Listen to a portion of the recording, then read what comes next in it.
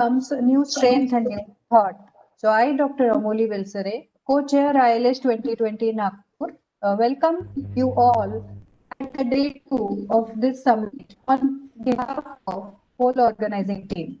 Now I would like to share with you today's wonderful sessions coming to you as a bundle of knowledge, education, engagement, to create your mind to see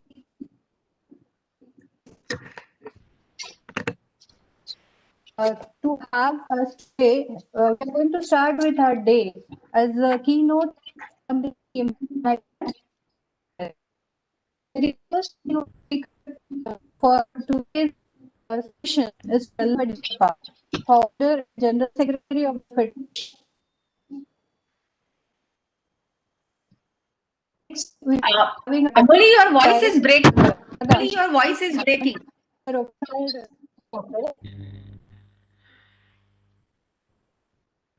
Amoli, Okay, your we'll voice just see. is breaking. Yeah, Having please the work second on. You keynote of. Okay, ma'am. You can switch off your video so that we can see. We can hear better. Okay, no issue. So we are starting with today's keynote by Vadakkepat in the theme under the theme Ignite and Inspire. The second keynote will be by Priyank Patel. After the keynote at 12 p.m. we will having a panel discussion on women in technology we lead. Where the moderator will be the Sukhada Chaudhary, founder Chaos Theory, and the panelist will be a woman in engineering, IEEE woman in engineering community, Emi Yano, Celia Shehnaz, Supavadi Aramvit, Dr. Shabana Oj, Professor Rachana Garg, Dr. YVS Lakshmi, and Ramlata Marimuthu from IEEE Region 10 and India Council.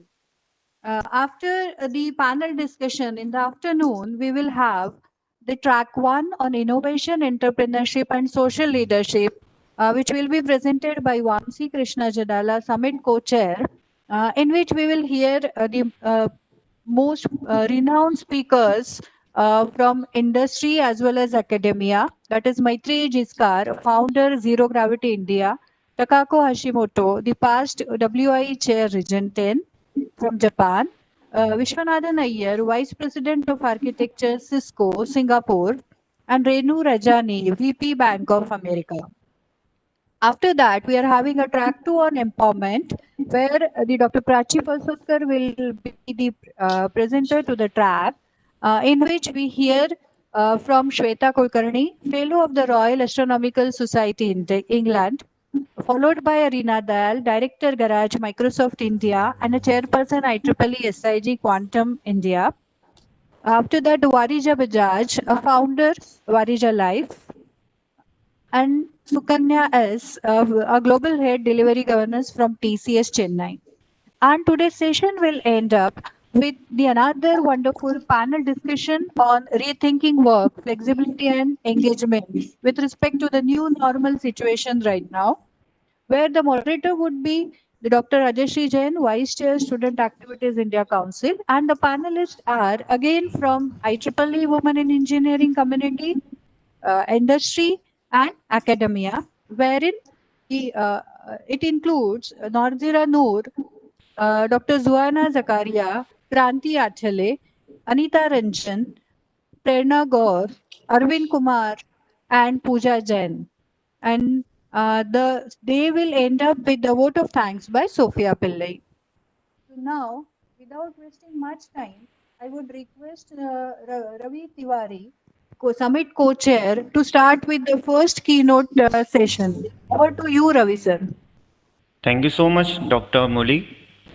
A very good morning to one and all attending the day 2 of IEEE Women Engineering International Leadership Summit 2020, organized and hosted by IEEE Nagpur subsection. I, Ravi Kumar Tiwari, organizing co-chair of IEEE WI ILS-Nagpur, welcomes the first keynote speaker of the day, Dr. Prahlad Vadakkepat. Dr. Prahlad Vadakkepat is Associate Professor in National University of Singapore.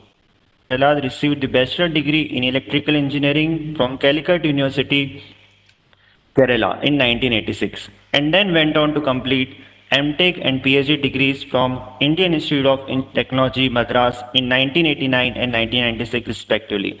While pursuing postdoctoral studies at the Korea Advanced Institute of Science and Technology during 1996 and 98, he was awarded the Korea Science and Engineering Foundation Fellowship. Since 1999, he has been with National University of Singapore. He is the founder secretary of the Federation of International Robot Soccer Association FIRA and was its general secretary during 2000 to 2016. Dr. Prahlad's contribution in FIRA has led to several startups in robotics and embedded systems. He also chaired a Futurescape 2025 panel on iRobot by A-Star Singapore. He is a nominated member of Loka Kerala Sabha World Kerala Assembly, initiated by Government of Kerala, India. He is one of the resource person in Igniting Mind movement by Vigyan Bharati India, which is a program enabling students to shed convention and think out of the box. He is a senior member of IEEE since 2005 and life member of IEEE HKN Honor Society. He was secretary to IEEE Singapore section in 2005 and has served as technical coordinator to IEEE Region 10 Asia Pacific during 2001 to 2002. Now, probably this might surprise our attendees that Dr. Prahlad has also produced a full-length Malayalam movie titled Scent of Singar. So, Dr. Prahlad, you can see our student volunteer has done a good research on the background of all our speakers. So that's one thing. We are really honored to have Dr. Vadakkepat as keynote speaker. He has the topic which he is going to speak on is very interesting: social enterprise for women on women empowerment. Now, why I say interesting? Because going through his bio, one might think that he is going to talk about the robots and all the future technology stuff. But no, he is going to speak on the social enterprise for women empowerment. So without further ado, I give this virtual stage to now Dr. Prahlad Vadakkepat. I request Dr. Amali if you can stop sharing the screen so that we can have Dr. Prahlad on screen now. Dr. Prahlad, over to you. Can you share the presenter option? Okay. Yeah. Share to you, sir. Share to you. Thank you very much. Can you see my screen? Yes, sir, we Yes, can okay. see your screen. Yes. Okay. Very namaste and good morning. Thanks, Preeti, for bringing me over here.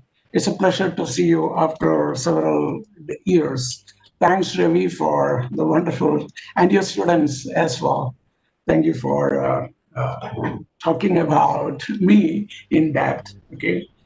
I mean, this is the first time maybe I'm not using any mathematical equations, no algorithms. And I really look forward to this presentation. And I have taken some of the pictures from internet and for academic purposes only. And please do not share their moments without their consent. And that is a respect and consent. Okay. So the stage one. Who are the players, the innovators, and the creators? I would like to tell a story, okay? Maybe you know that I produced a movie, so I like to put the stage and the players. Have you heard about Remya Joss? At 14, she invented the washing cum exercise machine, and she won a national award. Probably many may not know. Did we encourage Remya? How can we encourage innovators? And by knowing and sharing about their innovations, we search a lot for a lot of things. Can we look out for wonderful innovators? And can we reach out to such innovators and support them? This is a very important point we have to start in this presentation. And this is the one what Preeti was saying. It was not developed by me, but it is developed by the National Institute of Design. But do we see this? This I have seen a decade back, but I did not see that being used anywhere. So what is the issue? There are people who are trying to innovate, bring in wonderful concepts to make the lives of others better. But adaptability and adopting capabilities or mindsets are lacking a bit. I don't know who created this pulley with stopper. It helps that lady. I remember my childhood days where I have to really get water from the well. And if you don't tie the other end of the rope to a pole, the whole thing will fall. And I've gone into the well to pick up one also. How complex it is, how difficult it is. And, in many parts of the world, especially women, has to carry water on head and how their neck is affected. So there is Pani-Hari. And Muruganandam came up with he's a menstrual man. He made machines enabling rural women to manufacture sanitary napkins. What a wonder. Salute to him. And in my village, these two girls, Aishwarya and Revati, they came up with the AC concept for rupees 750. And this is total cool for economic and effective and portable cooling solutions because we waste a lot of fruits by the time it is harvested and transported. So 30% is wasted. That's a lot of wastage. And there is an issue here. Oh, she doesn't work, she is a housewife. Can we change that mindset? We have to change that mindset. So what is the culture that we are talking about? And what are the mindsets? I like to talk about culture because culture is something constructed during day-to-day interactions.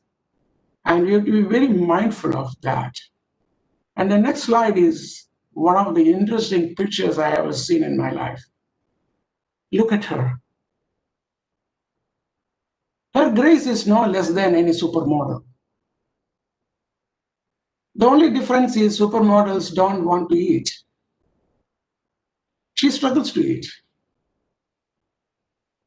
And this was shared by my friend, Manoj. The stage 2, my resident students and my team. In 2017, we established a residential hall. It's a new initiative, the 7th Hall of National University of Singapore.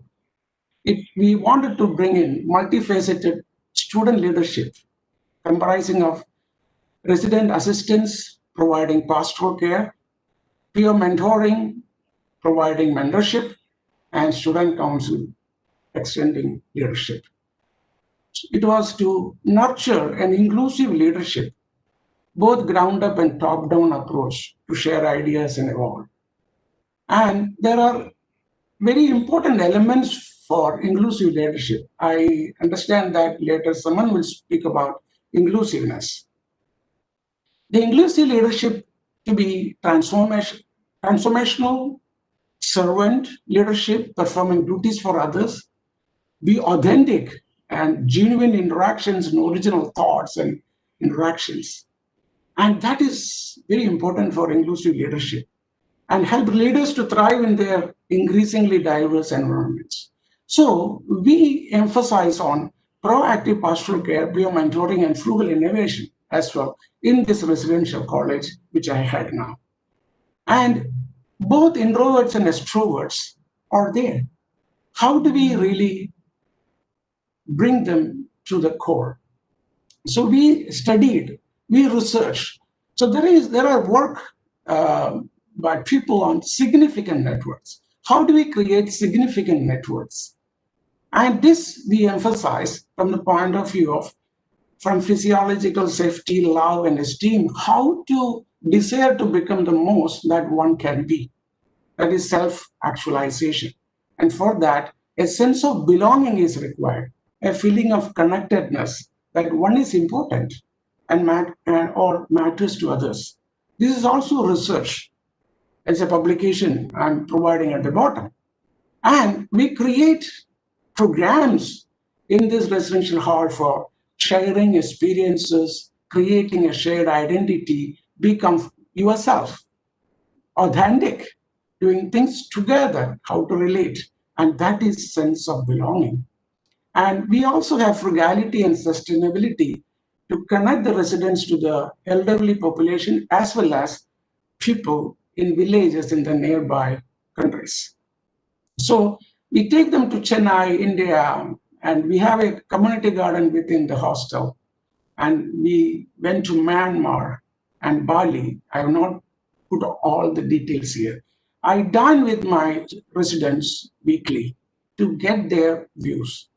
So I would like to, because of this, it led to a lot of interesting living stories. I would like to say I have failed many times, very sadly, but I have some success stories. And those success stories I would like to share with you and respect them. Living stories of my students. Maina had a widowed grandmother with one son, remarried, husband had two sons, and a new daughter that was Maina's mother. Brother had a health issue, and later grandma's husband passed away. At the age, Maina's mother started cooking and cleaning, and lunchtime school, lunchtime she used to go home to help, to feed others. And she had solace in radio music. Then, at 23, she married a housewife. Her husband didn't want her to work. In-laws were not quite considerate. And Maina says her mother's life became others first, then maybe me. Maina was trained in my residential college, inclusive leadership, sense of belonging, frugality and sustainability, empathy, thinking and behavior preferences. She empowered her mother to speak up and to follow her own dreams. And let us see about her mother, how Maina understood her mother. Maina's childhood, everything looked perfect, with occasional fights between parents. Then she grew up. Maina could relate to her mother more. It took several years to have deep conversations with her mother. And once she understood her mother, she stood for her mother and then connected well with her. And in small steps, she saw changes in her mother, changes that her mother made for herself and not for others. And that is quoting Maina. Maina, by the way, is not the original name of my student. I need to protect her.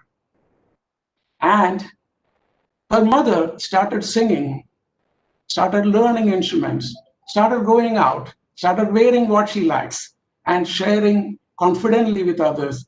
And I organized a focus group discussion for this conference. Maina brought her mother, and her mother was speaking to such an audience for the first time. She shared boldly, and she said, I'll continue to share for the benefit of my fellow people. And she helps others. And Maina's mother follows her dreams now. That is one story. I have another story. This student, Elisa, not her original name, she is telling her story in first person. She did not stay in my residential college, but she was my student. Her husband was also my student. Empowered woman, empowered widow, coping with widowhood in my 20s. Widowhood is tough, regardless of age. I realized it could be different for different people based on their circumstances. The chronology of her widowhood left the comfort home and she came to Singapore when she was 18. After studies, started working at 21, fell in love and got married at 26. my happily ever after crumbled down. In fact, it is 1 month after their official marriage. The husband died in an accident. My widowhood is going to be longer than my marriage. She came back. She helped her family as well as the late husband's family. All the money the husband had, she gave to her late husband's mother. And how she could do that? Because she was educated. She's educated. She's employed, financially independent, and she had a community to help her. She came to me and cried for 3 hours. And she felt the safety and security of the people around her. And she had the knowledge to seek out, and that is very important, accept the different sources of support in the society. And she talks about basic rights versus privileges. Basic human rights are termed as privileges since it is not accessible to every individual in the society. Being a widow at 50 years back, widow 50 years back is totally different from being a widow now. Close your eyes and imagine. Feminism, women empowerment, and society has created improved circumstances for women's existence. Still miles to go before we are done, and it always starts from self. And her message is be empowered to be your own person. One should learn to be independent and self-reliant in life. An individual should be able to think, feel, and act without excessively relying on others to give you direction. Having your own little life created by yourself helps you to become your own person. Empowerment is key to achieving all of this. Equal opportunities should be a norm. That was Elisa in first person. Stage 3, the player, my friend. A friend introduced her to me some time back, helped in her first PowerPoint presentation previous night when she came to my home in desperation.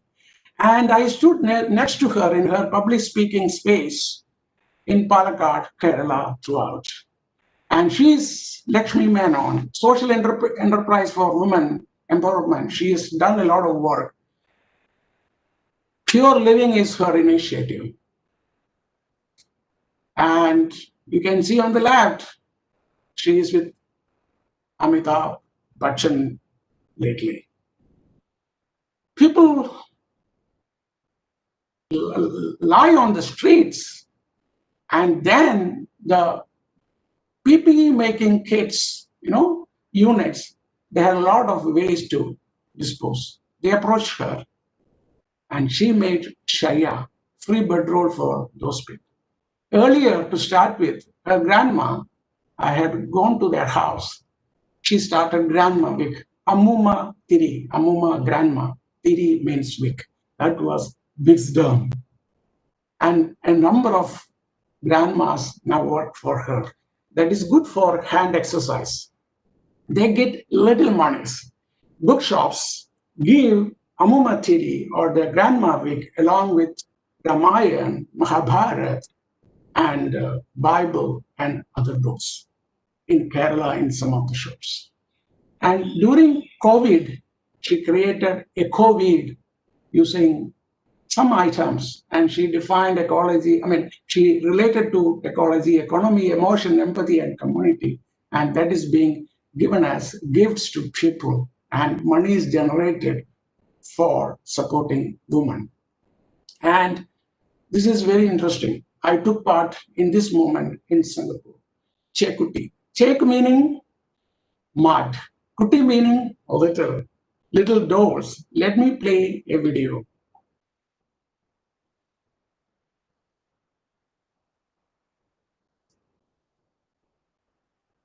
This is from YouTube. I hope it will work. Yeah.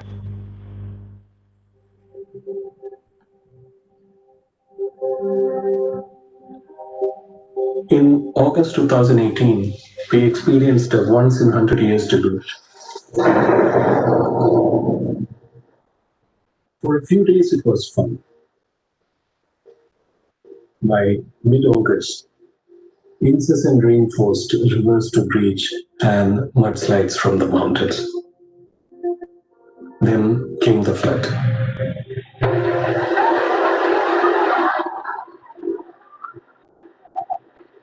In Chenamangalam, the weaving community of more than 300 families saw their livelihoods washed away.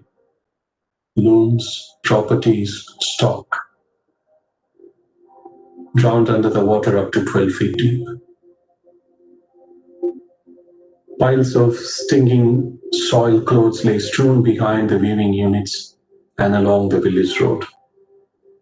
Where most saw devastation, social entrepreneurs Lakshmi and Gopi saw opportunities. This is where the story of Chekutis began.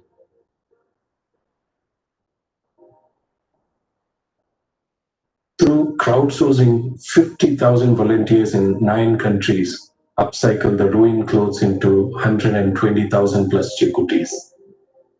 360 dolls out of each worthless saree. Selling the Chekutis raised the much needed funds for the weavers. They also captured the mood of the time. A beacon of resilience and solidarity shown by our people during the flood.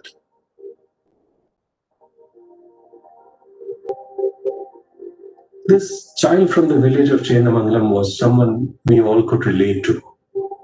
It had scars, it had stains. It didn't pretend another perfect world at all. It was us. They are used as gifts, decorations, luggage tags and lanyards, as workshop tool for children affected by trauma, as a memory to hold on to, as a reminder of the height we reached as a humanity. The Chekutis are still young, but they are growing, sharing new stories of supporting the underprivileged with dignity, and telling the world that Kerala isn't just only God's own country. It's also a land of Chekutis. Because this isn't just a story of one village, it's the beginning of 35 million stories, all from one place, a place called Kerala.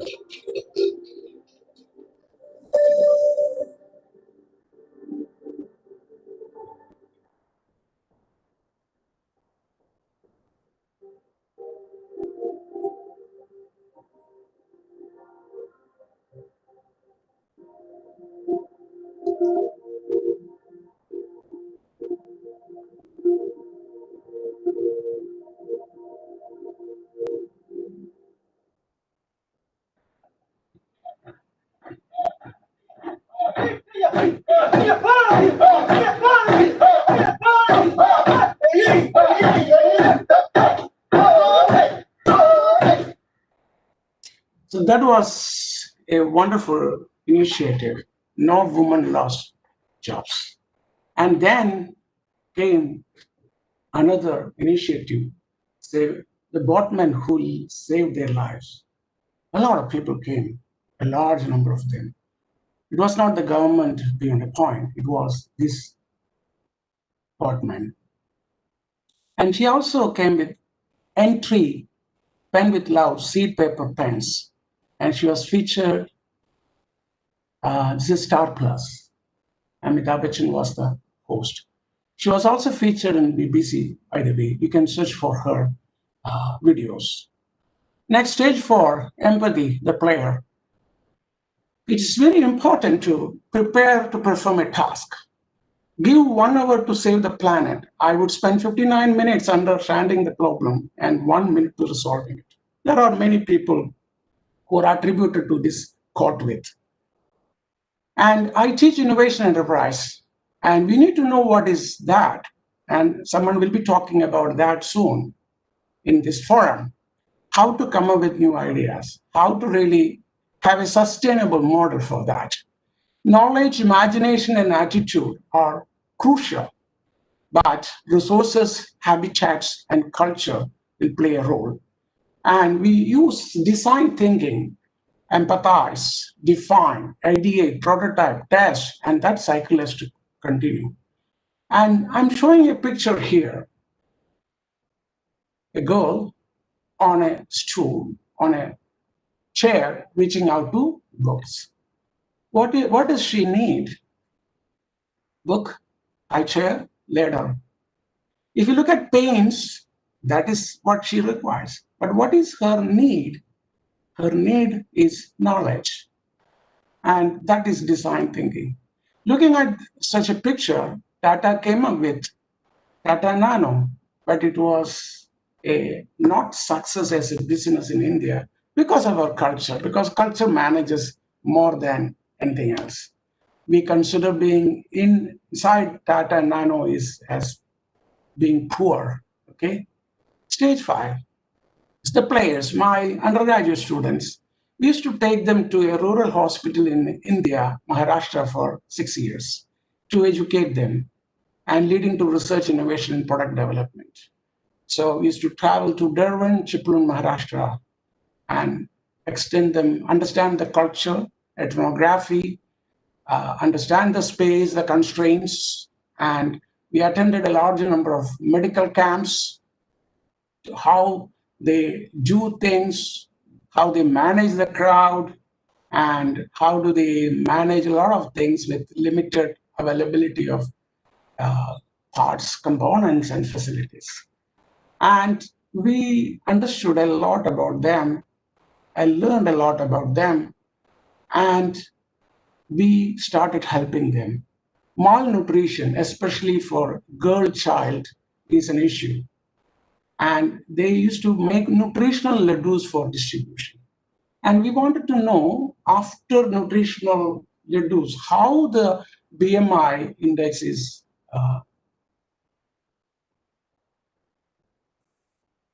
improving, the index is being improved, okay? So we came up with an interesting application for them to use, and they can really take care of understanding how the progression is for children, okay? And then they do dental screening, and they go to places where light is not easy to get or it is crowded.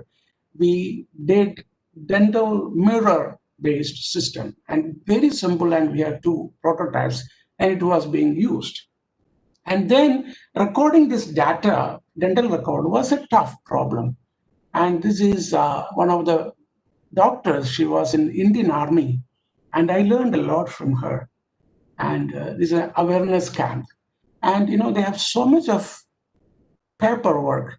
So we automated that using an app, and we worked with them. And it's not easy because people are so used to writing on paper. It is not easy to handle. But we trained the nurses, and all this work was done for the dental recording by another student. That is another living story. She is originally from Delhi, studied in Coimbatore, adult life in Singapore, undergraduate and master's with me.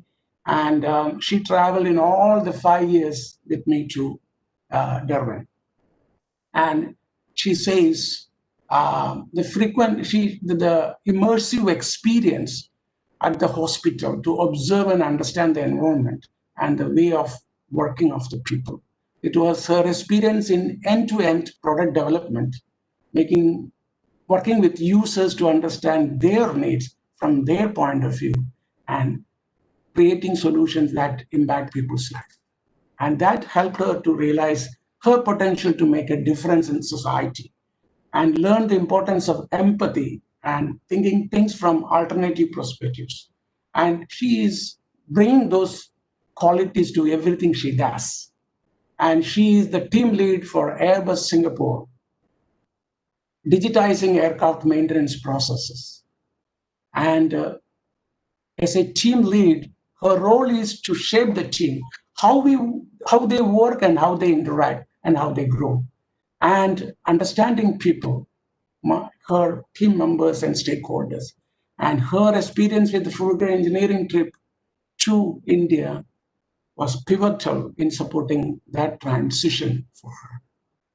And another a couple of people worked on. Josie is from Kerala, Rufina is from Tamil Nadu, a non-invasive jaundice detection.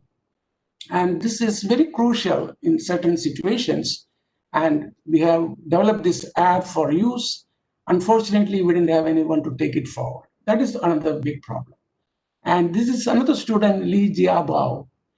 I feel so blessed to be involved in this eye-opening opportunity when I saw the babies suffering in neonatal ICU, so fragile, tiny, and reddish, that touched the maternity part of me. As an engineer, I wish I can use technology to change life. And she is doing that. Then stage 6, the players, my nieces and nephews. I have 20 of them, 6 to 26 years. Every Sunday, last 4 months, I spend 2 hours with them. And in every meeting, there will be an international guest for them. And they are them, okay? And that is the youngest. She's in Bangalore, almost 6 years. And that is the eldest, that is my son. I'll talk about him later. And the idea is to create a feel of connectedness that one is important or matters to others. And it comes under internationalization at home. This is a very important aspect. In some schools in Europe and US and Singapore, the students are exposed to international and intercultural dimensions into the formal and informal curriculum. It helps to embrace and integrate international dimensions. And that's what I'm trying to do for my nieces and nephews. And they share about the wells and ponds they have. They need to be connected to the villages. And there are introverts and extroverts. And they are now mindful of each other. And all can present PPT slides in the English language for the international guest on Sundays. And stage 7, the players, me and scholars. So I'm coming to my engineering side, okay?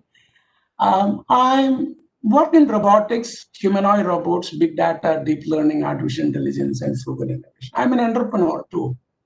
And this COVID time, 2 of my startups in Singapore, Ionic 3D printing and RV AI for enterprise industrial solutions, came together with another lab in Kochi, Kerala, Sim Labs, to form a consortium to develop affordable automated emergency ventilators.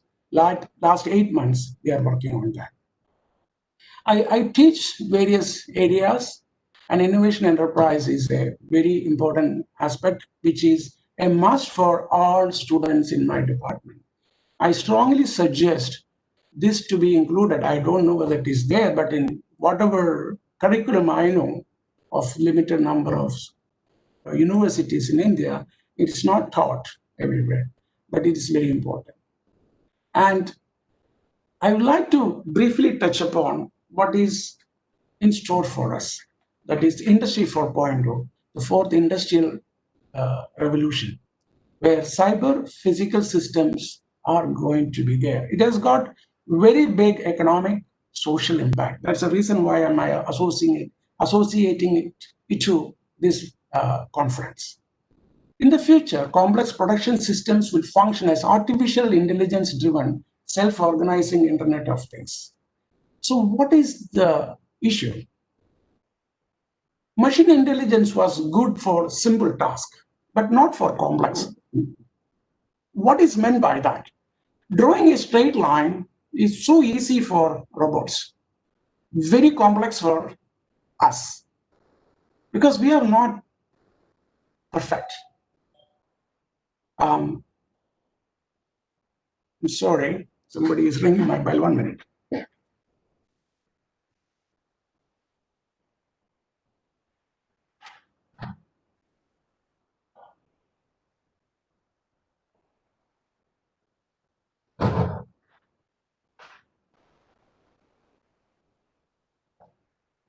Very sorry.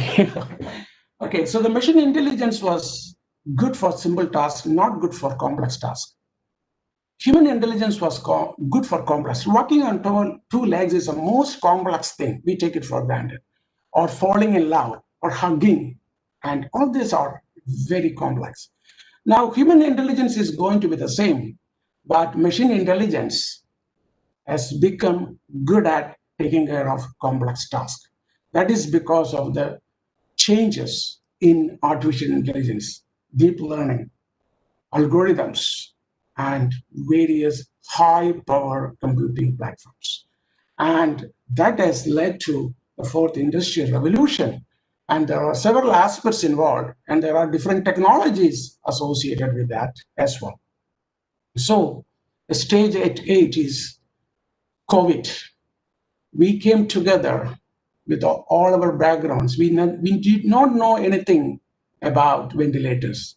We developed, since March till now, we developed 3 ventilating solutions, and it is going for validation. And India is going to peak soon. And we are getting all kinds of validations and testing, everything done.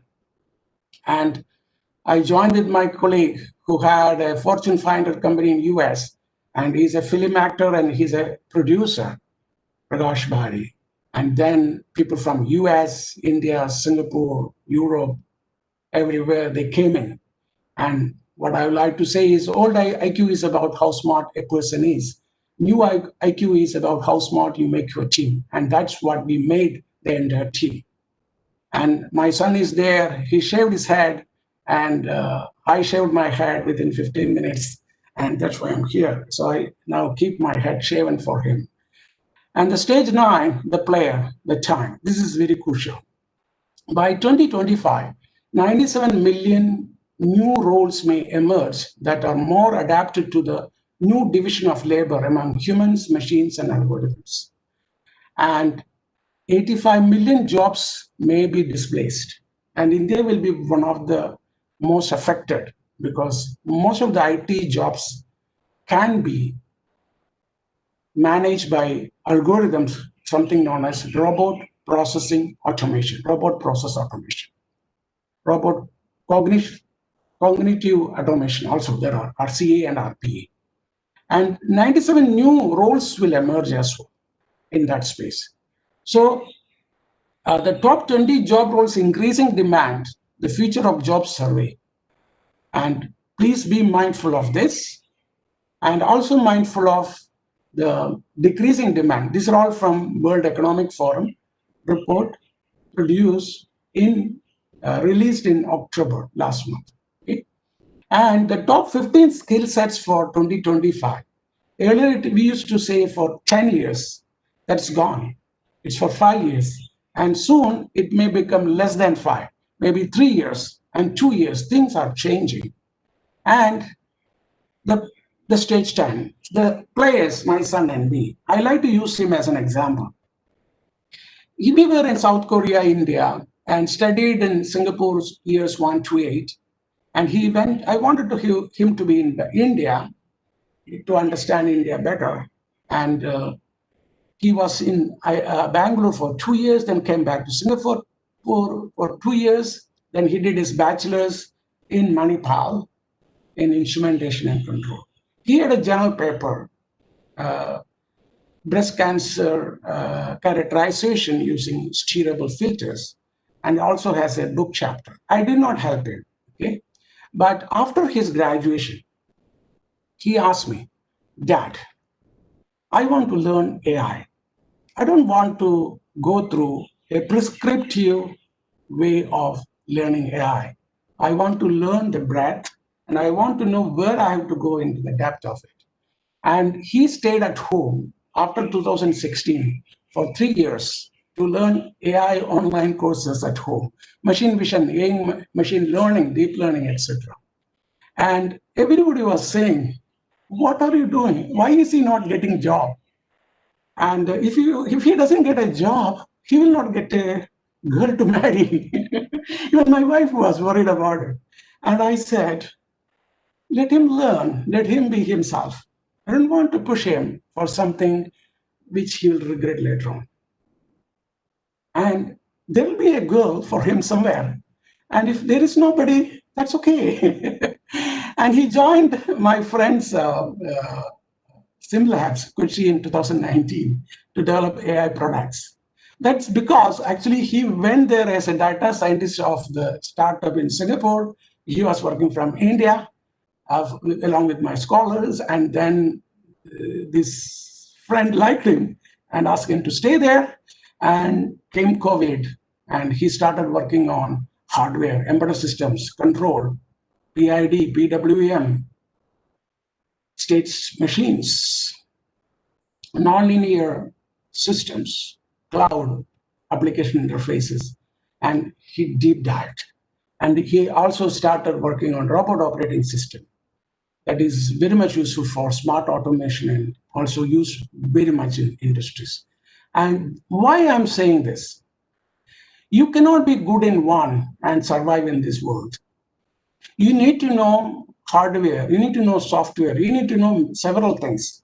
So boundaries are going to vanish, and be prepared for a lifetime of careers. It's not one career for lifetime.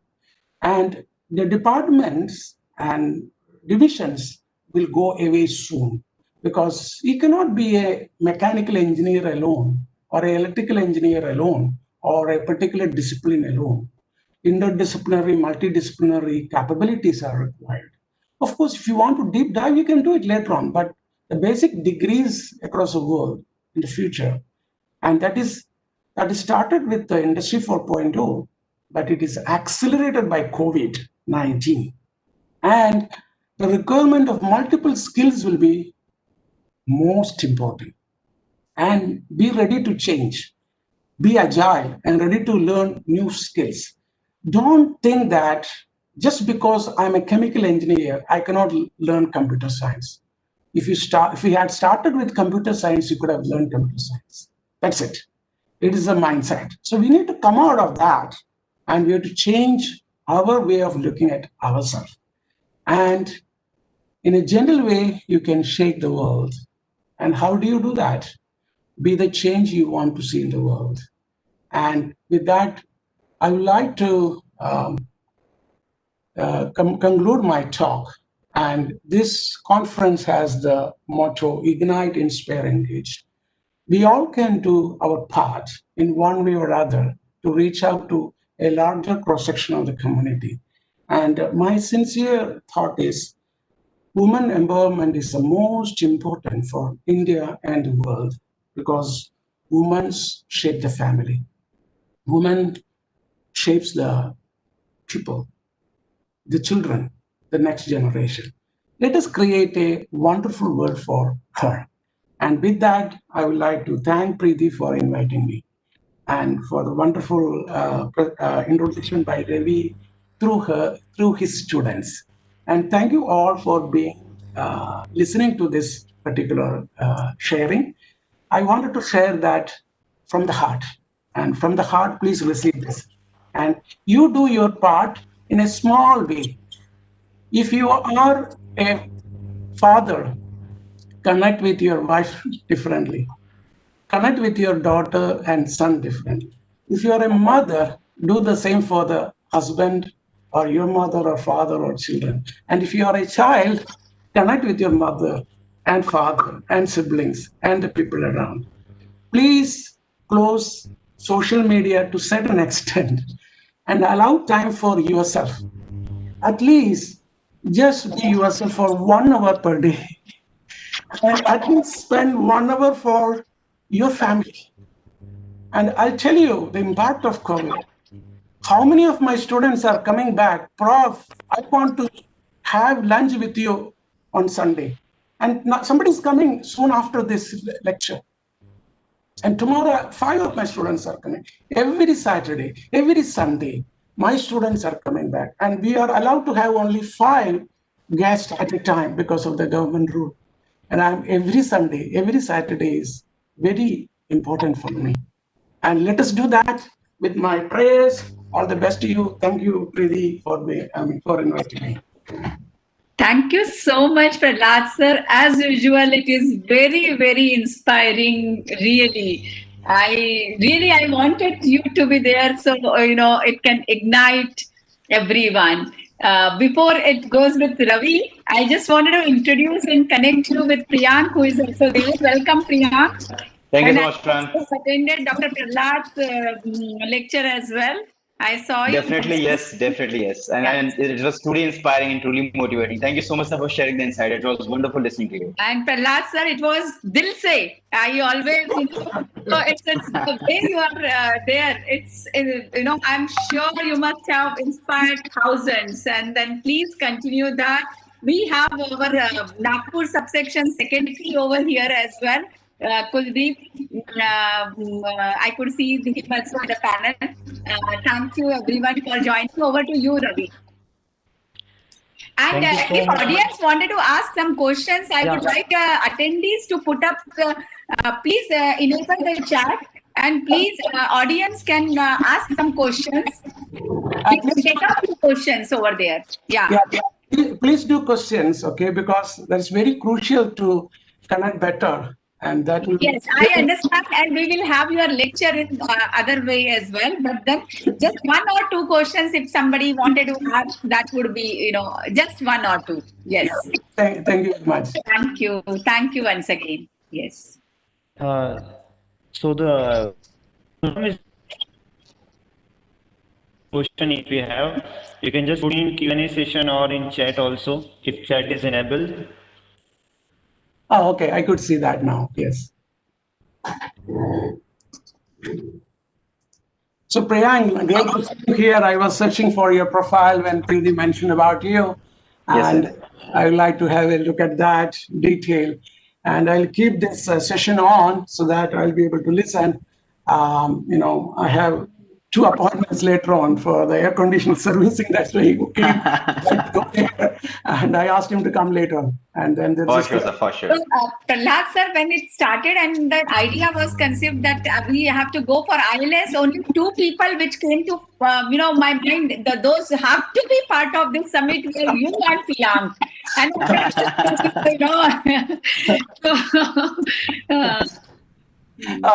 And Nobody's asking anything, huh? so we can go ahead, Ravi. Yes. You can continue Yes. with the program. Yeah, Yes, please. sure.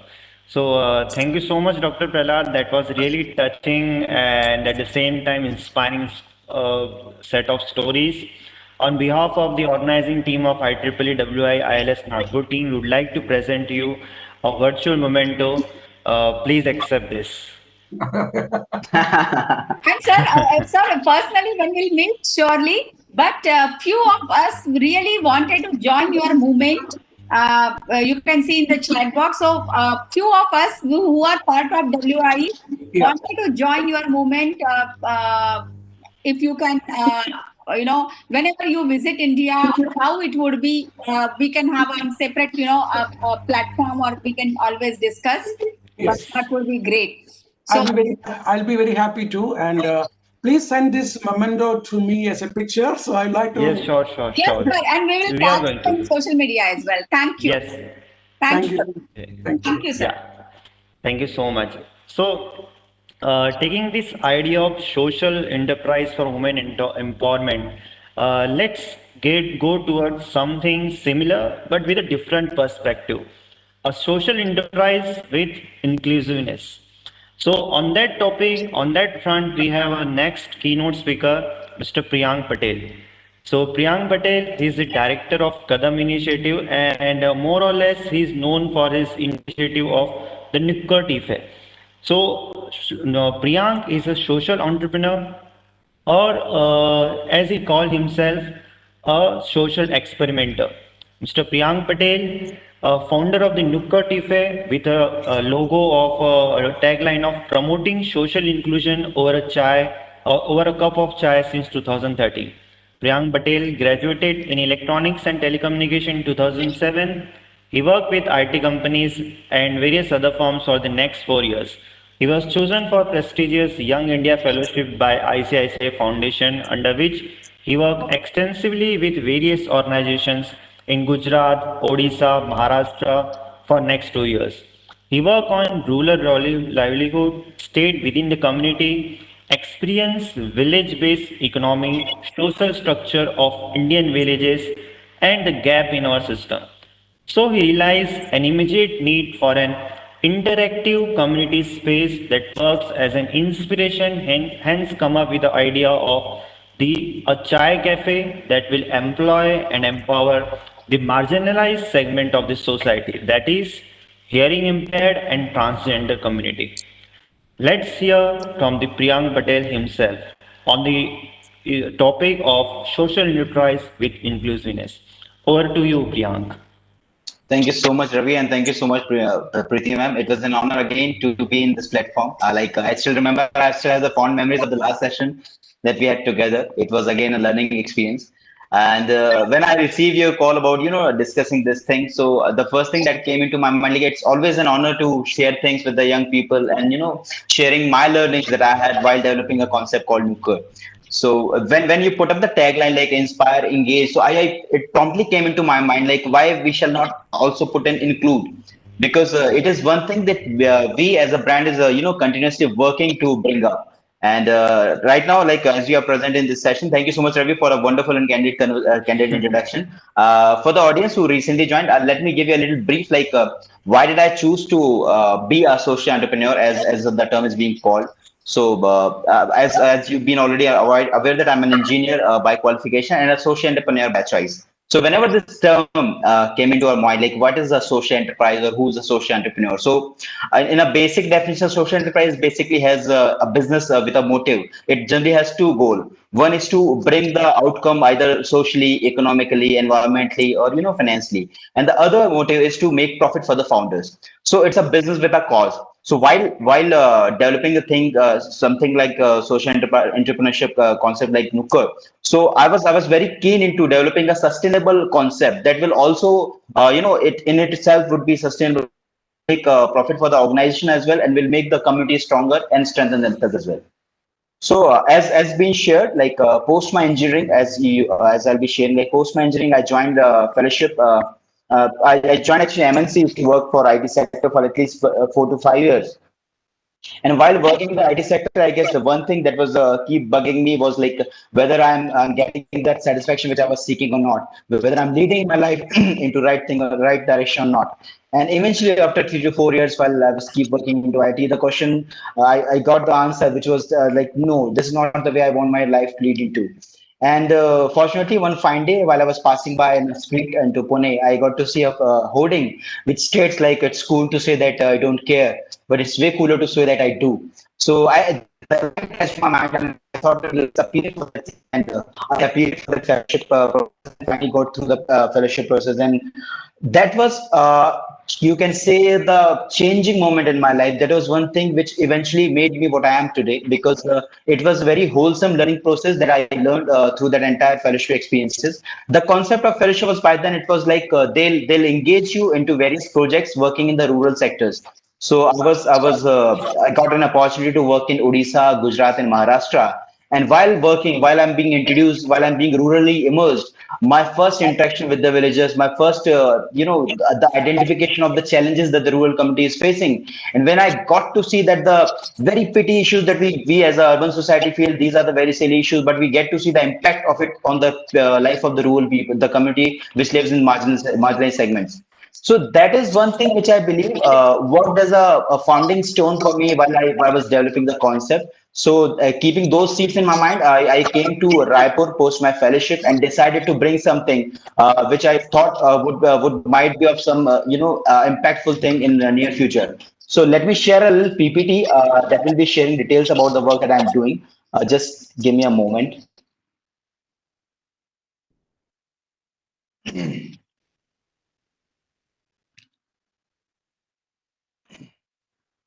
So this is our concept called Nukkad Tea Cafe, through which we are promoting and spreading positivity over a cup of chai since 2013. So while we discuss about Nukkad, the question comes: what is Nukkad basically? So Nukkad is generally an awarded social enterprise. Priyank, can you please make it full screen? Just a second, just a second. Yeah. Is it visible now? Yes. Okay, fine.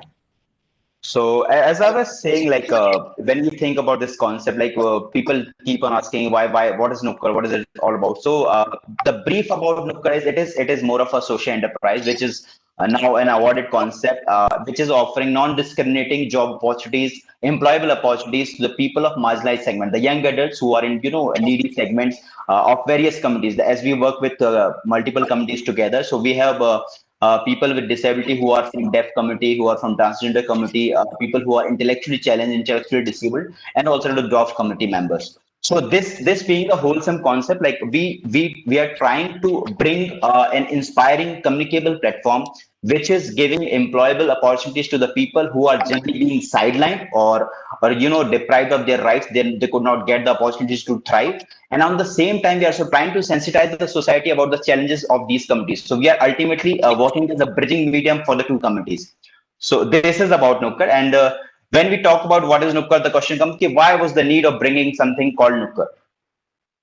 So if I'll ask a question of the people who are available here, who are present in here, like how many of us are having a friend who's of deaf community, or of either of a blind community or person who's intellectually challenged?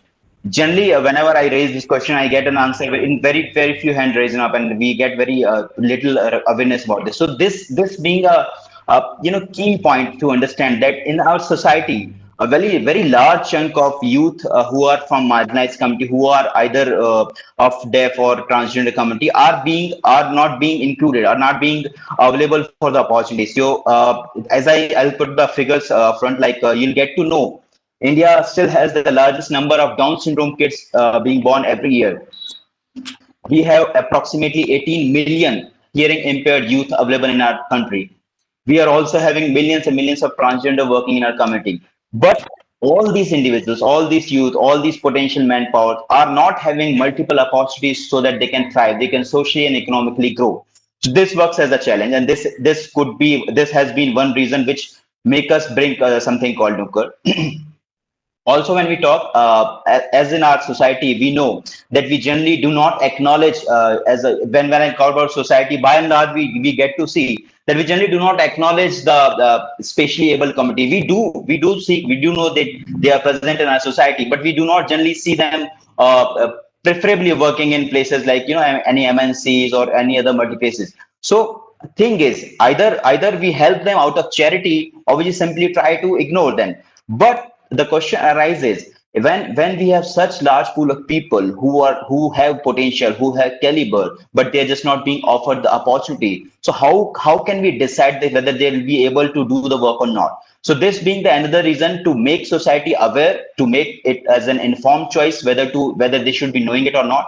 And secondly, when we work as a culture, when we grow as a society, we get to see the world is designed in a way like in which we together grow. But there are also people who are either differently abled or challenged in some way or other. So the system and the processes are not designed in that way, and this eventually creates the gap. You'll get to the survey says that generally the deaf kids are born to the hearing parents. So whenever a deaf kid is born to the hearing parents, it was the very first interaction of the parents to the they get to see how would they react, how would they communicate with the kid, how would the kid grow, what kind of opportunity he will get.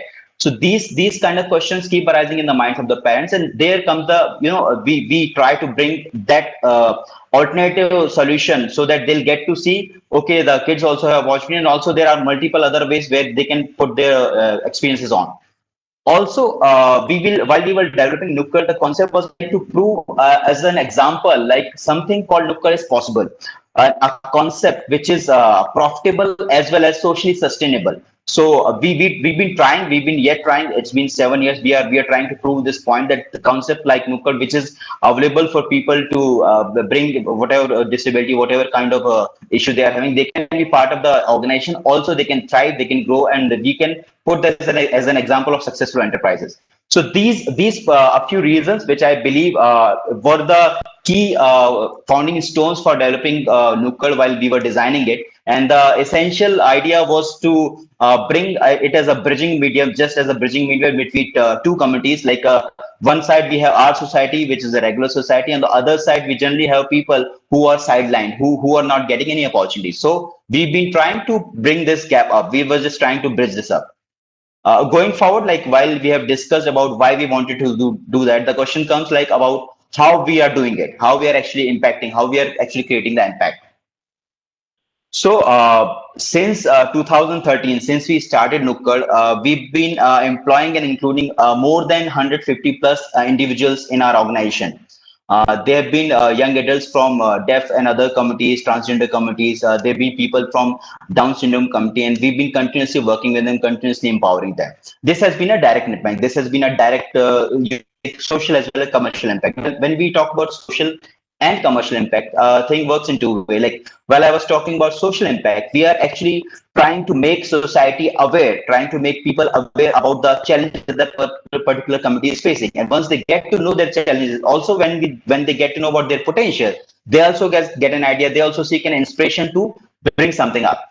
On the other hand, when we are directly employing the youth, when we are directly giving them employment, this definitely gives them financial freedom, financial confidence, and eventually their families who have been so far been treating them as a liability, because in our society, when you don't have any income source or you don't financially contribute to the society, you're generally being considered as a liability. So while these youth are being employed, while they are earning their income, so when they contribute to the society and when they eventually thrive themselves, it comes as an example, like they are also being now considered as a pride of the family. With our events and with our discussion about the issues, like as Nukkad, I've been sharing, Nukkad does many events which are generally about sensitizing the society about the issues that the society is facing. We were having also many discussions around the topic to make society aware about the challenges. So this has been another initiative. Also, we while we were talking, we generally promote the idea of social inclusion and acceptance. When discussing this, when we were sharing, I'm sharing this PPT, the only thing which I want people to focus on is that Nukkad is not here just to give employment to the people. Nukkad is here to promote the idea of inclusion. We will discuss further on this, what is idea of inclusion and how we are doing it eventually. But when we recruit any of the member of marginalized community, we generally do not employ him just because of charity. Okay, you are a marginalized community member, you got this issue, you got this challenge, so just you can be part of a team. The recruiting, the employment process is as equal as for any other employee. Like we seek his talent, we need to understand whether he's fit for our organization or not, whether he's capable of doing work or not, and how much potential he has. These are being the general parameter. We are being we are being caring, we are developing the system, we are actually amending the processes that we are working on. So this overall creating an environment, creating a workspace which is beneficial as well as supportive for the people of different communities. So this has been an idea, like we are not just employing them, we are giving them opportunity to explore themselves as well.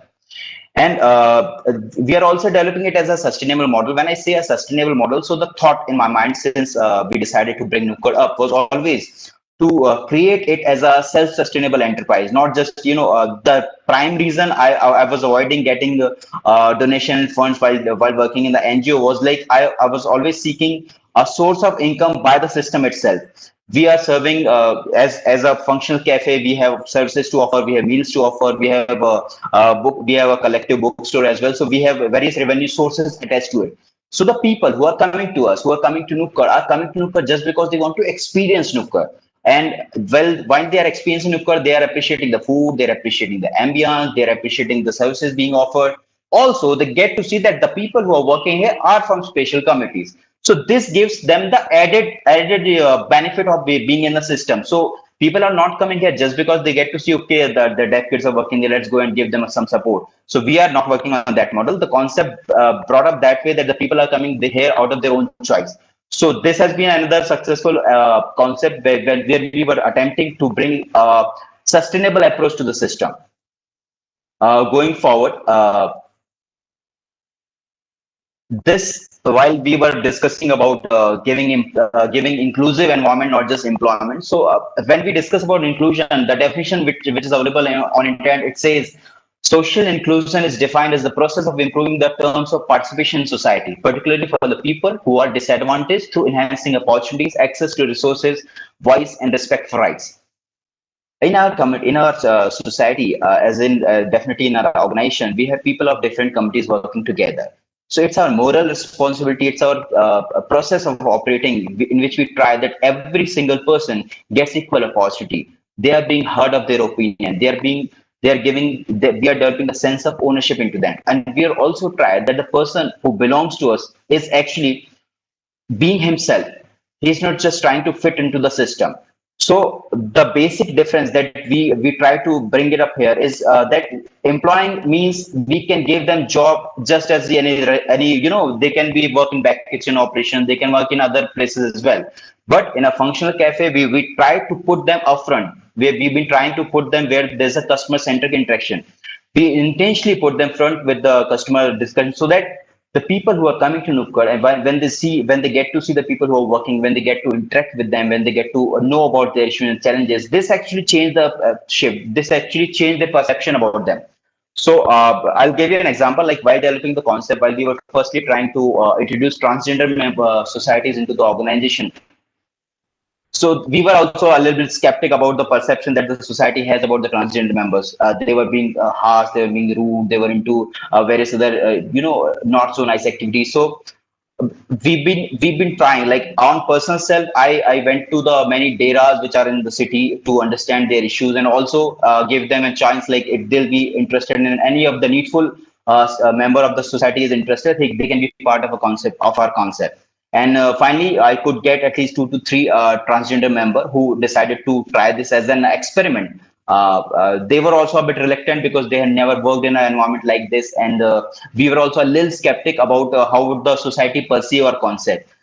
So we did a 2 to 3 months workshop in which we've been toning down a little on their tone and personalities. We've been giving them grooming training. We've been giving them etiquette training, the serving basic training and etiquette. And once we launched our concept, and once the people started pouring in, the entire stigma, the entire the skepticism got washed away because we've been overwhelmed with the love and support people given to us, considering it as an example where the people can learn and inspire. So while I say that inclusive environment means you are giving equal right to everyone and also giving them choice to put their voices on. So this can also work two ways. Like in an organization, people can give employment to many communities. As I'll share in the next slide. There's a difference into inclusion versus diversities. People generally say that the organization is diverse and inclusive, but there's a little difference that I'll explain further. Inclusion basically refers to a cultural and environmental feeling of belonging. Like, I'll give you an example. One of our staff member named Rajiv, he was with us at least for 2 to 3 years. He was working, he joined as a waiting staff, and then eventually he shown interest and got into kitchen team, and he started learning culinary skills. So he was working with us for 2 to 3 years, and eventually one fine day he received an opportunity to work for an multinational bank. So he appeared for the exam, he got through the exam, and he finally got chosen for the position. So he informed us like he's being recruited for that position. So what should he do? So obviously, like because the perks and the incentives that he was getting, we were not able to match up the parameters. So we said, you must go forward. So he joined the organization, and because it was in the local city, so he was keep coming on every alternative evening to meet his friends who were working with us to discuss the things that he was experiencing and also other things. After a while, at least I guess after 15 to 20 days, we got to see the change in his enthusiasm, changes in the energy, the way he was representing himself, the way he was showing himself. So one randomly asked himself whether you're facing some issue, are you comfortable or not in your new job? So he told me that the profile he was chosen for, the work he's doing, he's the only person who's deaf in the entire environment, and the other people don't have any basic sign language communication training. So the communication gap is still there. All the communication is happening through writing notes, and the writing notes are of very, you can write very limited things on the paper.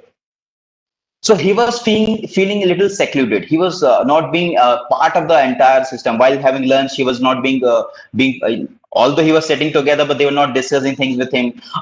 So I guess this one particular example shows whenever you're putting someone in an environment, whenever you're giving someone an opportunity, and he belongs to a particular community that has some issues while matching up with our society, so we on ourselves need to make some amendments in the system itself. So we've been trying, we implemented this as an example, and we made sure that the people who work with us, all of the employees at least be knowing basic sign language so that the communication should be easy, because the major force of our team are of deaf community, and then we have multiple communities together. So while we talk about inclusion is mainly giving opportunity to the people and also giving them access and the ownership. so that they can put forward their opinion and they're also being heard.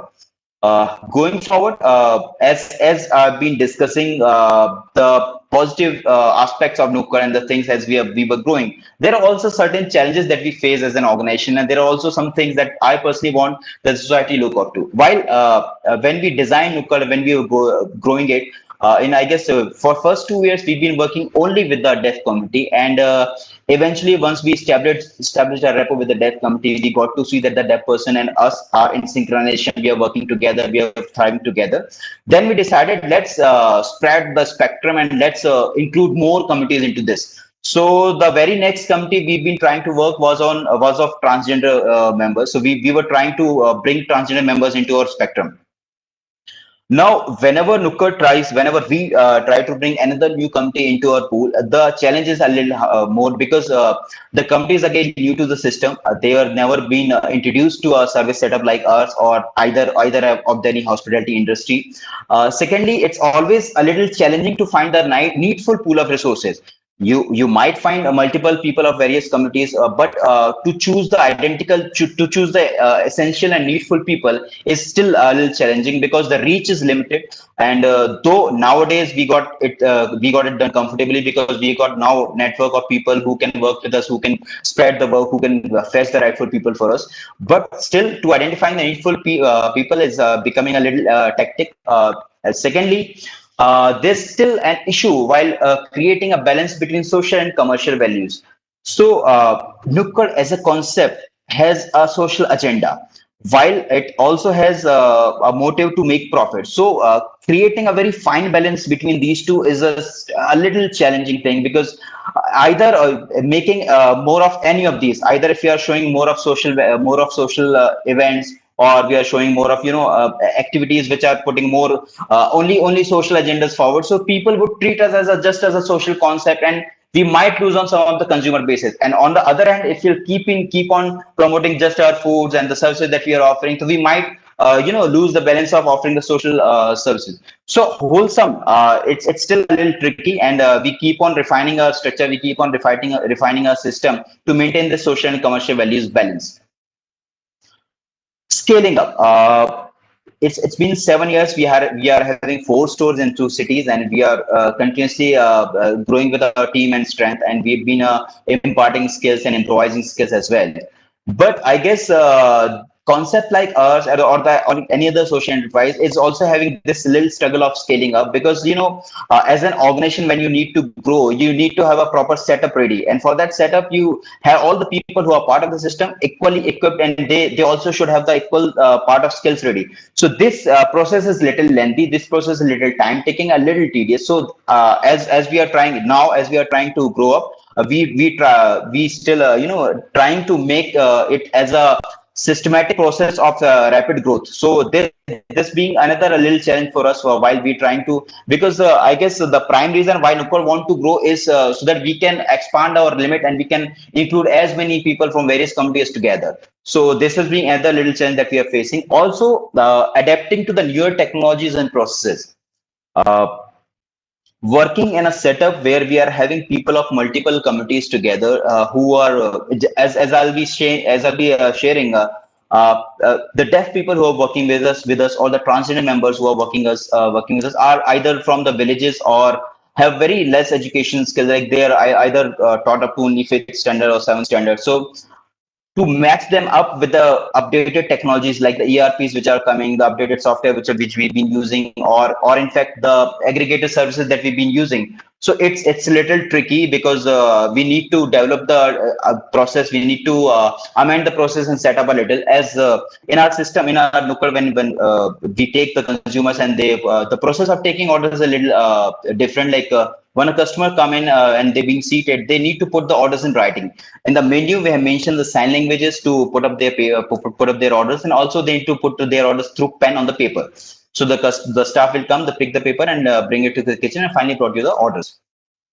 So such simple steps, such basic basic you can say tweaking of system are I guess essential to make the other communities who are part of the system more inclusive and more comfortable. Also, the little challenge that we are facing is about the inter-committee synchronization. As I was sharing that we work with almost 3 to 4 committees together. So there's always a little challenge of developing the synchronization among the committee, because it has never been an easy process while the 2 to 3 committees working together. Like for an example, I'll say the dev committee that works with us prior to it had the definition of explaining transgender members. So they've been the sign they use for transgender members was of clapping talis. So I made it sure that they should, because it seems a little derogatory, it seems a little off offended. So we tried and introduce a little different signs so that the communication should not look like an awkward situation. Such little difference are always there. So we still try to match the committees in synchronization so that the work is efficient and the work is going forward. Uh, Also, while we are looking forward to, as an organization, like where we are going in next 3 to 5 years, as we are already working with 3 communities, Nukkad is also attempting to spread the spectrum and include more communities into our under our umbrella. Another concept that we are supposed to bring is called second innings, which is a crafted cafe experience for the senior citizens. People who are in old age homes, or people who are abandoned by their families, who are in their 60s, or who are in late ages of their age group. So we are trying to bring them up, hone them a little skill, or if the skill they are possessing, we are a little giving them a crafting of the skill, and then eventually including them in a system where they can work as a functional cafe. So this is our attempt that we are trying. Also, we are trying to bring the HIV positive people to work in a concept called Be Positive Cafe. That will be an inclusive pop-up unit by us, where we'll be we are trying for the people who actually given consent to reveal their identity. We'll engage them so that the stigma against HIV positive people should be smashed. And going forward, we are trying that we shall be working with the commercial sex workers who are out of trade and not getting any further opportunities to garner livelihood or some other things. And also we are currently now in discussion about this, about trafficking survivors, about the people who are either rescued or they survive the human trafficking. So we are already in conversation to engage them into our systems. As an idea, Nukkad is also nowadays attempting matrimonial services and training placement services for the spatially abled youth. This is our attempt to expand our reach, to make sure that the community who's already working with us also get a, you can say, an upgrade in their lifestyle. So this is our attempt to make it more inclusive. So wholesome, when we talk about engaging and including individuals in an organization, the entire idea is of giving them equal rights, giving them equal opportunities, giving them access to put forward what they really are. People should not be hindering themselves. People should not be either they're not just because they are employed with you, they should not be giving up of their personalities. Like in our organization, our transgender members are allowed to wear a dress of their choice on a one particular day of a month, so that they can show it off on the way what they are. And also, while we were designing the dresses, we discussed with them what kind of uniform they are willing to wear. So such small tactics, and also in the events when we are having, we generally have a conversational events where we engage our community staffs to come up and share their stories, so that the people who are around get to know the challenges that those people have faced. So such are basic ideas that I personally believe are trying to make a little change in society, and we generally call them as a social experiments. Nukkad are already doing many initiatives which are on the par of bringing society some sensitization, as we are doing a concept called Break the Taboo, in which we have a discussion about the social taboo subjects in which the people and the society is not comfortable talking, be it death, be it menstruational rights, be it sexual right, be it LGBTQ updates and other issues that we as a society don't discuss generally. Also, we have this digital detox work as a process. So we encourage the people who come to Nukkad to experience Nukkad, we encourage them to drop up their cell phones so that they can avail a discount of 10% and they can experience the offering that they are being offered. So such small steps, such small initiative that we as an organization trying to create a compassionate, create a harmonious, create a happy and positive society as together. Forward are some of the stories and some of the coverages that we received. And also this is, I guess the people who are able to see it, this is one of our stores, and You can see the ambience, the color choice, the theme. You'll be seeing the sign language posters available on the menu as well, on the tables as well, on the walls as well, so that the communication is easy and people get to know how to interact with the people who are of hearing impairment. While this picture is of the time when we've been impacted by COVID. As we all know, for the last 6 months, COVID has impacted the hospitality industry a lot, and the entire team of us, and we also struggled around. While being through COVID, one thought crossed my mind, like we can either sulk about the situation and sit idle in our home, which was actually essential to stop the spread. But on the other hand, we also were seeing that the migrants, labor, the people who are crossing states were not getting foods, were not getting rations, were not getting shelters. So we, as a social enterprise, we as a committee worked together. We raised an appeal and could collect 3.50 lakh rupees from the society. We all together converted into food and have been successfully delivering at least 30,000 meal packets to the individuals. So that has been one phenomenal experience for us while going through already a traumatic situation. So the team which works with us, we felt really privileged, and the people who themselves were struggling, and they actually, but when they were putting a positive example, so that ultimately boosted their self-esteem and their confidence.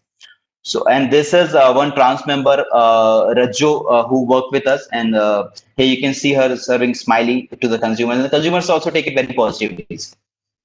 These two youth on the right hand side, you are seeing Manish Kute. Manish is a dwarf young adult who worked with us, and on the left side you are seeing Sunil Bappi Bhiya. He's a 38-year-old young 38-year-old man with Down syndrome. So these are also committee members who are working with us, and through this picture we are actually trying to impart equality as a solution. These are the trans members who are part of Nukkad's team. From left, we are having Babli, Rajo, Dinu, and Sophia. So these are again the members who are part of Pride members of Nukkad's team, who are actually our Pride. These are again some of the coverages that the media has about us, about the work that we are doing. Elderly and the senior citizens who come to Nukkad, they also equally appreciate the concept, and they also eventually, as we've been discussing the concept of second name, they are also trying to be part of it. So this, I believe, is my part of journey, my part of learning, and my part of sharing that I learned through 7 years of experiences with Nukkad. And I'm looking forward to many more years to come and many more learnings to have. And I believe this entire conversation would be of some insightful learnings for you as well. And in near future, whenever any of you is deciding to bring some enterprise up or decided to try his own business venture, so my personal recommendation would be to give it a little push, give it a little extra effort, and try to engage the people of various different committees. And I guess that will eventually create an inclusive and happy environment. Thank you so much. Thank you, Priyank. It was the same, in fact, with much more confidence. So over the period we made 5-6 years back. Thank you so much. It was lovely talk. Thank you so much. Thank you so much. It's again an honor and always encouraging to share things with you. Chat, please. Can we open the chat?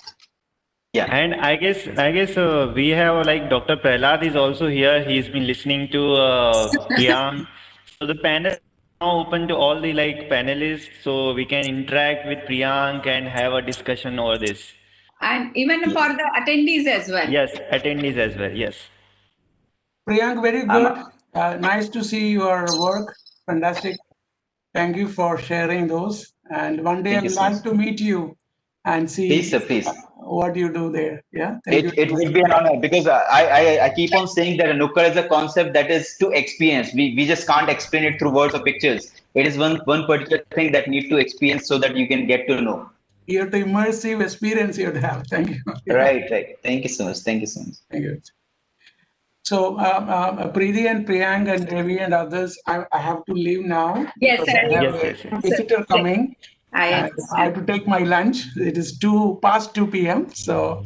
Yes, sir. Thank you so much, and namaste. Thank you very much. Thank you so much. Thank you, Molly. Thank you, everybody. Thank you, Pamsi. Thank you very much. Bye-bye. Yeah. So, Priyank, I have one question to you. Yeah. Yeah. Sir, please share me. Please give me rights for a presenter so that I can open. Madam, can we have a little 2 or 3 questions with Priyank? Then we can share. You can share the screen. Okay, no issue, sir. Yeah. So, Priyank, seeing your business model, many of might think that giving the employment to the marginalized society, is this what this inclusiveness is all about? So, how different is it? Is it only just about the giving the employment to the marginalized society, or how is it different? No, not at all. When I say about inclusiveness, because Nukkad works on a concept where we are actually trying to bring it as a concept where we are giving employment to the marginalized people. But in any particular organization, in any of the business ventures, any of the offices that you are working in, I believe inclusiveness can be promoted. There, for an example, I'll say. If a person who belongs to a certain religion wants to worship his religious practices, or wants to try to attempt something, but he's afraid of the other people who might not appreciate it, so he will do it eventually in his car while coming to the home or something. As an example, what I'm saying, that a person who belongs to your organization, if he's not being his true self, if he's not able to get his voices being heard, if he's not being able to put forward what he really are, then the inclusiveness can't be appreciated, because inclusiveness is all about giving someone a freedom to be what he really is. So this can be practiced anywhere. Now, needed not just to give employment to the people who are of marginalized or spatially able community. This is one concept that we are working on too. But as a working environment, if you are into an office and you got multiple people of various age groups or various sexual orientation or various other aspects, so they should be giving an equal opportunity. They should be treated equal. They should given they should have equal say to the organization's value. So this would work as an inclusive environment. Needed not to have just space label and giving them employment makes it as an inclusive environment. We don't just say it that way. Yes. So, like Dr. Prahlad mentioned in his talk, during his talk, that the sense of belongingness. So, is it like the sense of belongingness must be always be there? Yes. Like even with your team also, like we could see that you are addressing, each and every staff of you by name, and you are also introducing them by name. So that is also the staff will also feel like the sense of belongingness to your cafe. Definitely, yes, and I believe this being the key strength of Nukkad as an organization, where we work as a team and we appreciate each other's presence, we appreciate each other's ideas. So whenever we are having a team meetup, there are as we work with multiple companies, so I need to pass on my message in 2 to 3 ways. Like for one discussion, I need to communicate the message in sign language. Other, we have to discuss one to one, and thirdly, the transgender members also. So, as a collective team, it is highly essential that the person who are working with you actually appreciate and understand the motive of the concept. Like in the city, we have at least 150 or 200 restaurants and cafes are running, but the people who work with us are appreciating the concept and the cause, because they know that a concept of Nukkad has something special to offer, has a value-based addition, has also social values attached to it. So whosoever working with us is also taking pride in being part of Nukkad. They are not just being another employee of any other organization. They are working as they have this sense of ownership. They have this sense of belongingness. And while I was giving that example of a deaf family member, it is very much I personally believe it as a pride of me, because earlier when these young adults were not employed, when they were sitting, they could not get any opportunities. They were being treated as a liability of the society. They were being treated as a liability of their families. But nowadays, after 2 to 3 years, when they've been seeing the growth that they are making, the change in their self-esteem, the change in their confidence, now they are considered as a pride of the family. So I believe this one thing ultimately affects the person as well. They try to get it as a, they started appreciating the cause they are part of it. Okay. So ma'am, one last question. This is not from the inclusiveness side. It is from the like the startup, or like you can say the business side of you. Like how difficult for you to scale up this model? And Uh, do you, uh, at any point of time, do you think that you can raise some external investment on this model, or you decided to bootstrap? So initially, these are two part of the questions. Firstly, I'll answer the second part, which is it is definitely initially a bootstrapped initiative. Nowadays we are a registered startup. So, but we also received funding from state government, as we are part of incubation center of Chhattisgarh, which is the scheme of Atal Innovations Vision of Central India, central government. So we are a funded startup, and we've been receiving opportunities multiple times against to get in funding, get funding from the investors, or also get an opportunity to invest, get investors so that we can scale up. So scaling up on the fronts of financial values has never been a challenge, but I guess the issue comes in when we need to find the rightful candidates to be part of the team. Because while we were trying to scale up, because every alternate day Nukkad receives a franchisee request, but we need to thoroughly inspect it. We need to thoroughly understand it, whether what's the intent of the person, whether he's seeing just the business aspect of Nukkad, or he's actually understanding the motive behind developing concept called Nukkad. Because Nukkad is not designed just to make profit or just to make mullah. It is designed on a way that people should be collectively growing. So if a person who's showing interest into getting franchisee or Nukkad, having that sense of understanding and developing the concept, we are very much willing to be part of it. We are very much willing to get investment from any of the investor who believes that a concept like us should thrive, concept like us should grow. And we are already receiving opportunities. We are already being funded. We are already being supported by various other investors and incubation centers. So now I guess the challenge is about just developing the team and also finding the right person who believes and understands the motive of Nukkad. Awesome. Awesome. Thank you so much, Priyank. That was wonderfully answered. Preeti ma'am. Thank you so much. Thank you so much. Thank you. So you have asked all the questions, but still I would say, Priyank, when you are dealing with, now you have done number of experiments. How was, like you have given one example as well, when you felt like there was communication gap. I would say you are training, it's a social enterprise, so you are doing training, all kind of, and I'm sure the training would be now, it must be in a professional mode. Initially, you must have worked one-on-one, but then it must be a model which you must have come up with. So are you working on SOPs and all?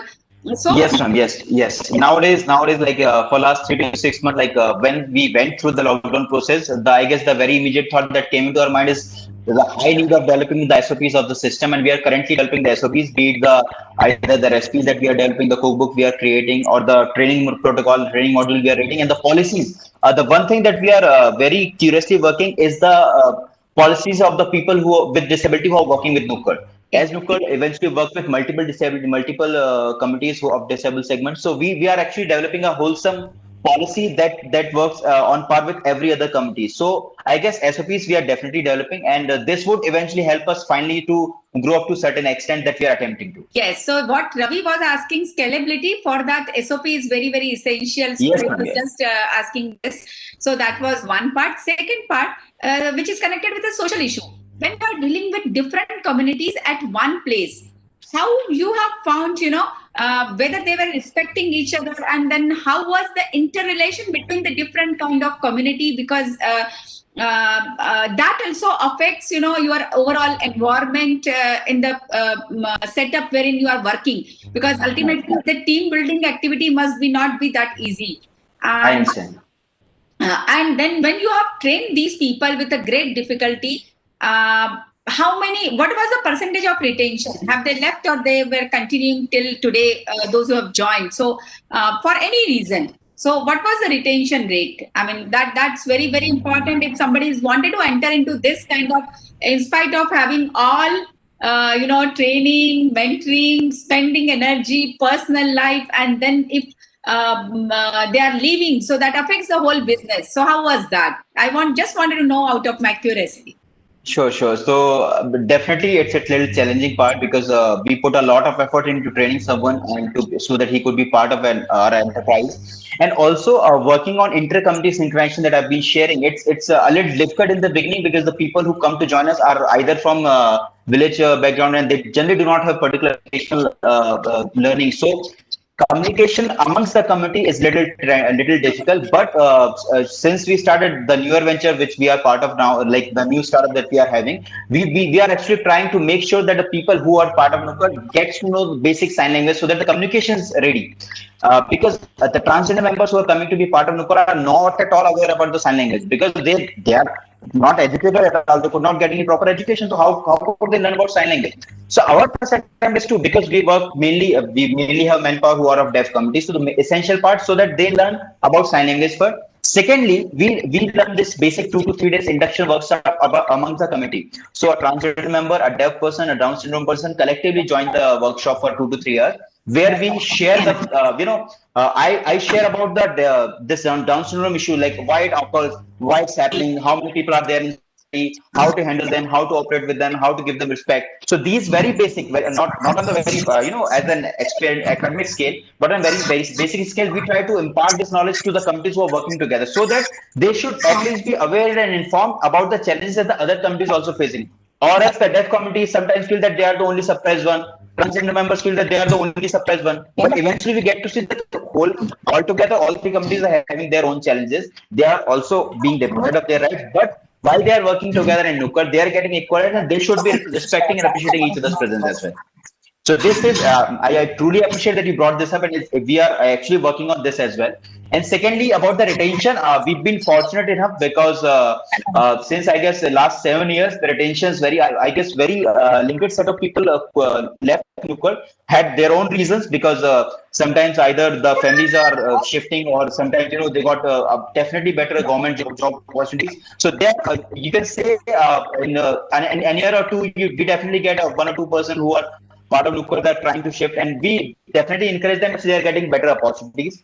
So retention is quite high because we try to keep people continue with us because there's a lot of efforts and training which goes into developing a person to be part of Nukkad. Thank you, Priyank. You are really youth icon for the society. You represent that, and India needs this social change makers to large extent. Really, you are a role model. Proud of you. Thank you so much. Thank you for having faith. It's an honor. Thank you so much. Thank you so very much. Thank you. Thank you. Thank you, Priyank. On behalf of the organizing team of IEEE WIE ILS-Nagpur team, we would like to present you a virtual memento. So kindly accept. Thank you so much. Thank you so much. This is a virtual memento. I'm going to send you on the mail and WhatsApp, and we are going to share it on the social media as well. Sure. For sure. It's always a pleasure talking to you guys and to share things. And I'll be looking forward to more such sessions. Thank you so much. Thank you so much for inviting me over. Thank you again. Bye-bye. So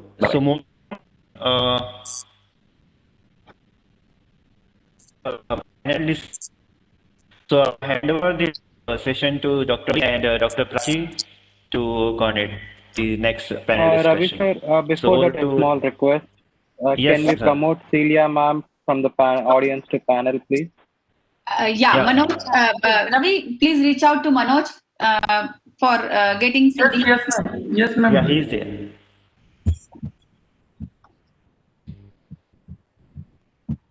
So just confirming whether all the panelists have joined.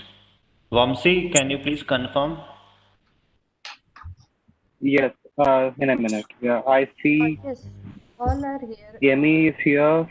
Celia ma'am is here. Ramalata ma'am is here. Supavade is here. Rachna ma'am is here. Shabana ma'am is here. Lakshmi ma'am is here. Sukata is also here. Yes. Just waiting for Celia ma'am to join the panel.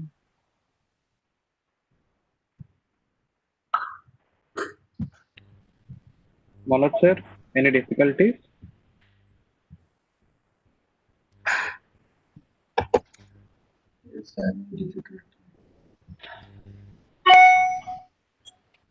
Hi, Amy. Hi, everyone. So, good morning, good afternoon. I could see Amy, Lakshmi, Rachna ma'am, Ramlata ma'am, hi. Hello. Sakako. So, Ramsi, once Celia would join, we can have a group photo first, and then we can start with, program. Sure, ma'am. Manoj sir, Manoj sir, please. Yes, ma'am. I'm trying. Hi, Ramalata ma'am. Hello. Very good morning. Hi. So, Subda, long time. Happy to see you. Yes, ma'am. Absolutely. Great to see you as well. Hi, Subda. Hello, sir. How are you? Great. So, have you started your chaos theory started?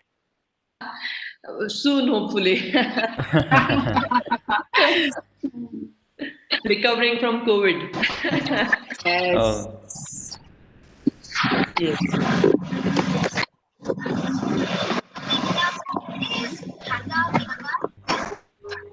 So, Shabana, she cannot unmute, but so we can make all panelists to be. Celia could join. Hello, Manoj sir.